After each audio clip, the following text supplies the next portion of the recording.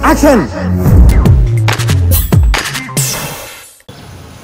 ఏలే సార్, ఈరోజు ఈ డీజే వివాదం, డీజే అనే సినిమా ఎప్పుడైతే స్టార్ట్ అయిందో అప్పటి నుంచి వివాదాన్ని ఆ సినిమాతో పాటు తీసుకొస్తున్న డైరెక్టర్ ఈరోజు కూడా కలెక్షన్లు పెట్టి ట్విట్టర్లో పెట్టి ఛాలెంజ్లు చేసి మెగా హీరోలకు ఎవ్వరి ఛాలెంజ్లు అవసరం లేదండి.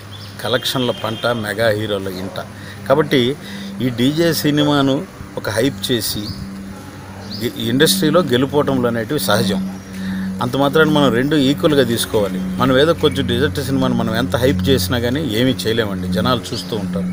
ఇప్పుడు ఎవరు అవునన్నా ఎవరు కాదన్నా తెలుగు ఫిల్మ్ ఇండస్ట్రీని రికార్డును బ్రద్దలు కొట్టిన సినిమా బాహుబలి తర్వాత ఒక 150 మూవీ, నాన్ బాహుబలి సినిమా.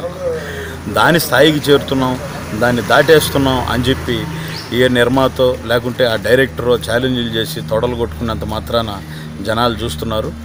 ఇప్పుడు చక్కగా హాయిగా హ్యాపీగా స్టైలిష్ స్టార్ లాగా ఉన్న అవార్డులను మీలాంటి వాళ్ళ వల్ల మా హీరోలకు ఫేక్ స్టార్ అని కూడా ఏకుతున్నారు. దయచేసి ఇలాంటివి ఆపండి. చిరంజీవి రికార్డును దాటడం అనేది మళ్ళీ ఆయనకే సాధ్యం.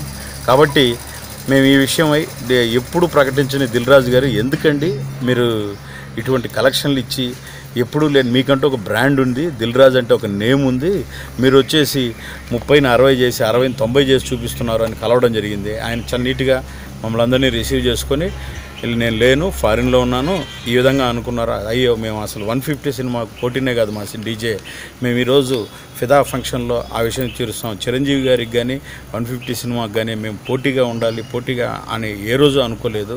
ఆ విషయం అభిమానులందరికీ క్లారిటీ ఇస్తానని చెప్పడం జరిగింది. దాంతో వీఆర్ వెయిటింగ్ ఫర్ ఫిదా ఫంక్షన్. మీకు ఈ వీడియో నచ్చితే ఒక లైక్ కొట్టండి, లేకపోతే కామెంట్ చేయండి, బట్ సబ్స్క్రైబ్ చేయడం మర్చిపోకండి.